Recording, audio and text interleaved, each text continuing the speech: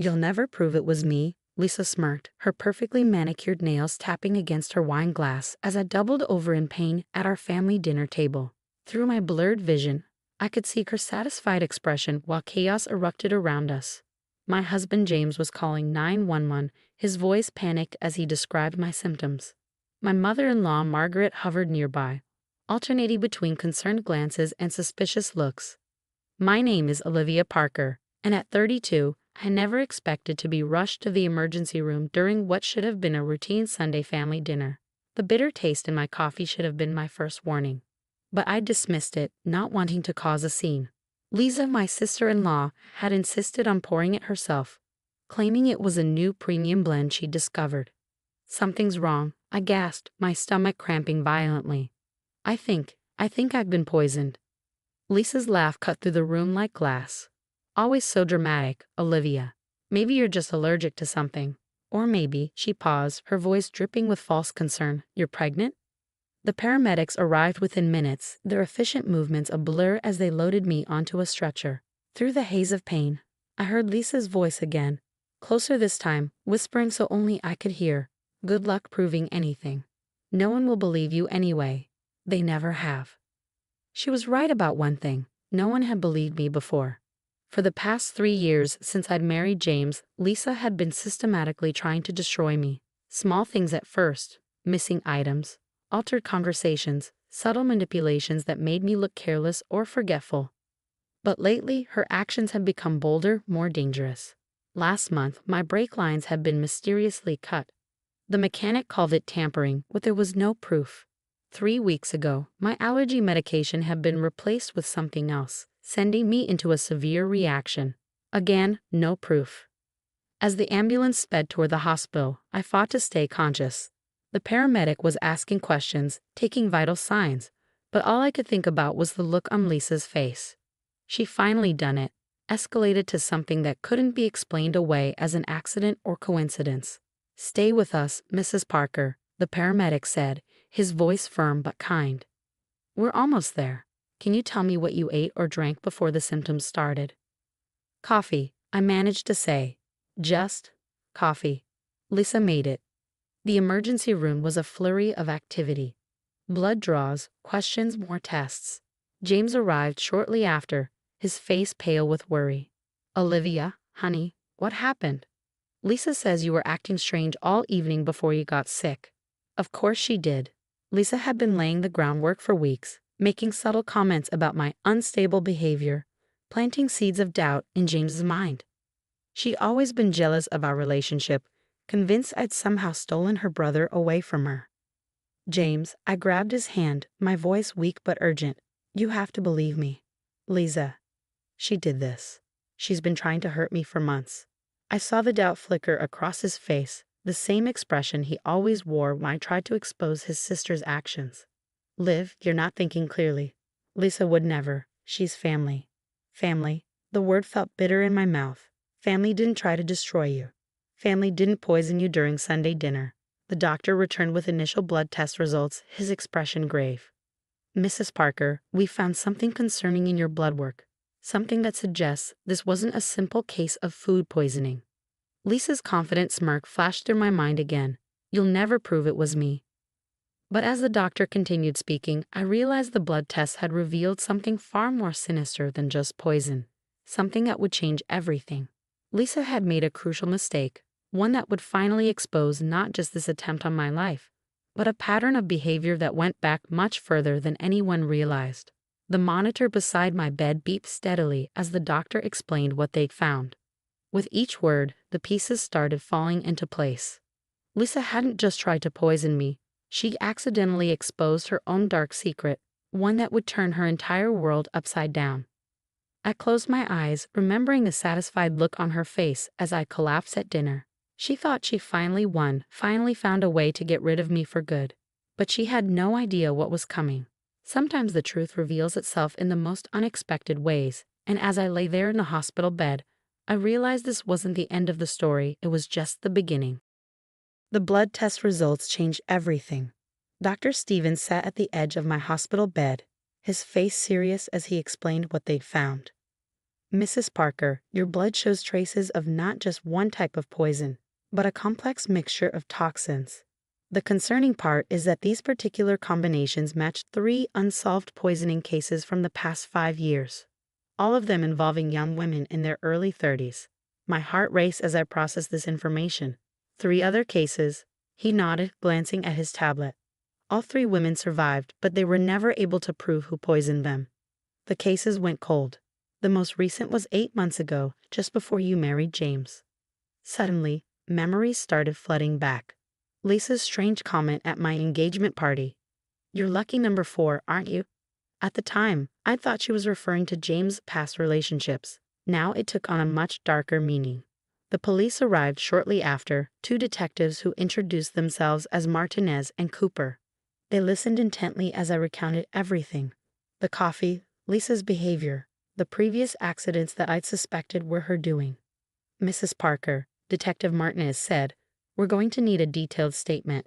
These cases, they've been on our radar for years. We just never had enough evidence to connect them.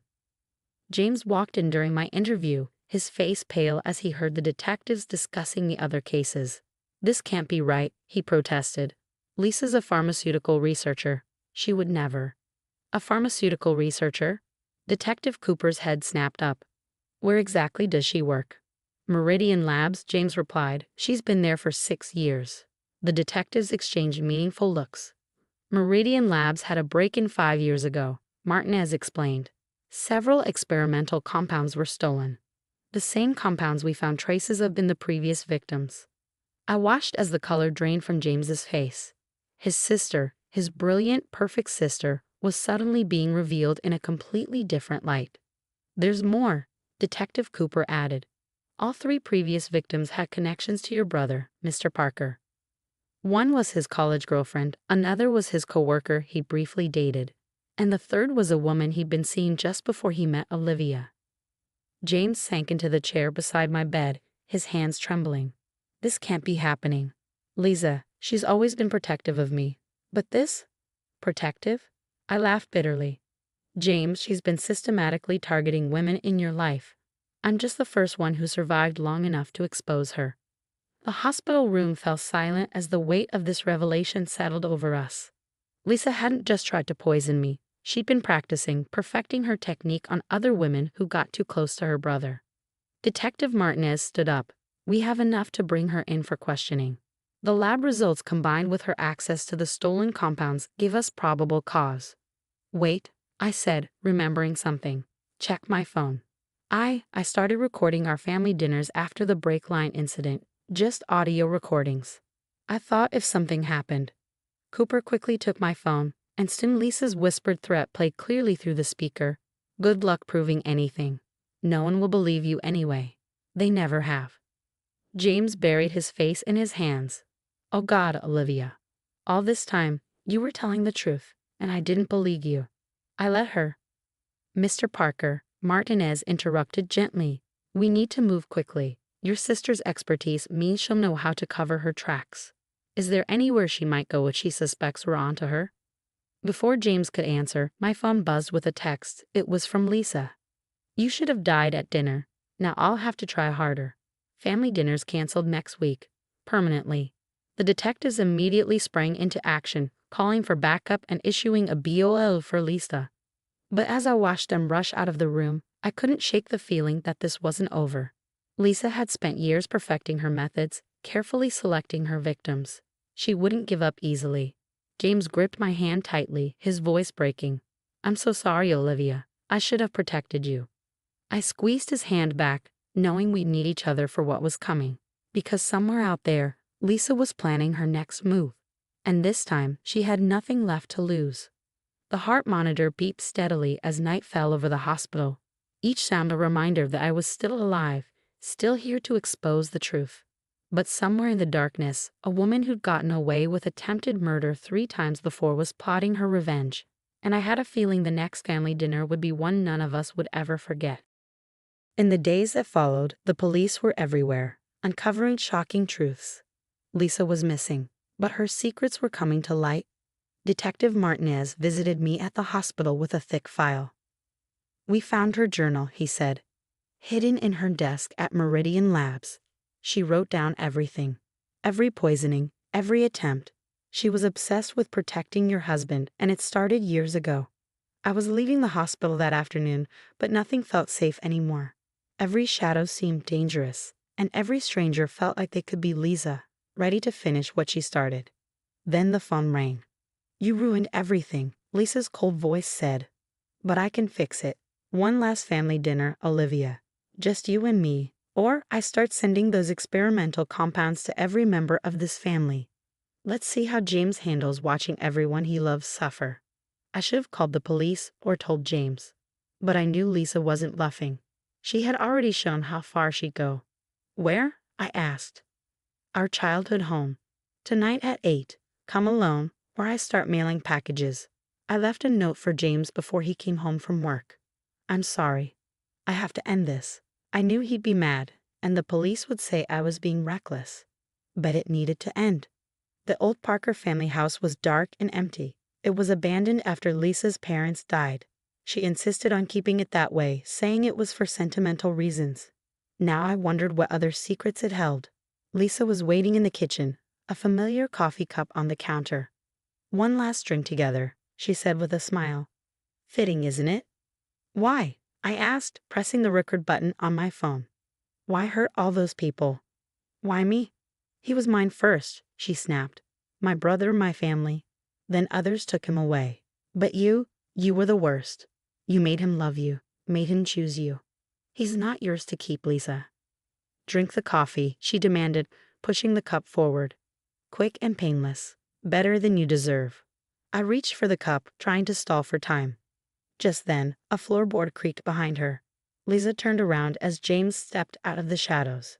I knew you'd come here, he said, his voice heavy with pain, to the place where it all started.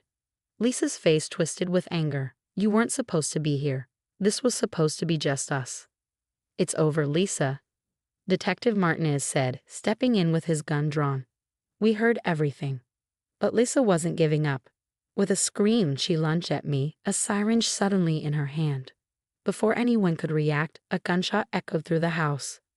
Lisa fell, the syringe rolling away. Detective Martinez had shot her in the shoulder, stopping but not killing her.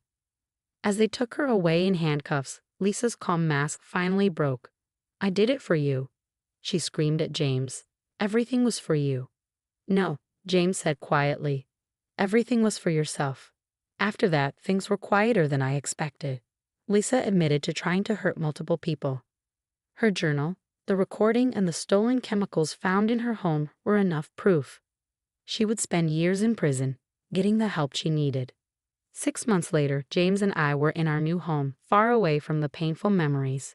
The last victim before you, James said softly. She survived but left town right after. I always wondered why. Now I know. I held his hand. We can't change the past, but we can choose how to move forward. He smiled and pulled me close. No more family dinners for a while. I laughed. Actually, I was thinking we could start our own tradition. New memories, just us. The doorbell rang. It was Detective Martinez and his wife, bringing takeout, new friends, new beginnings. The coffee pot sat untouched in the kitchen. Some traditions, we decided, were better left behind.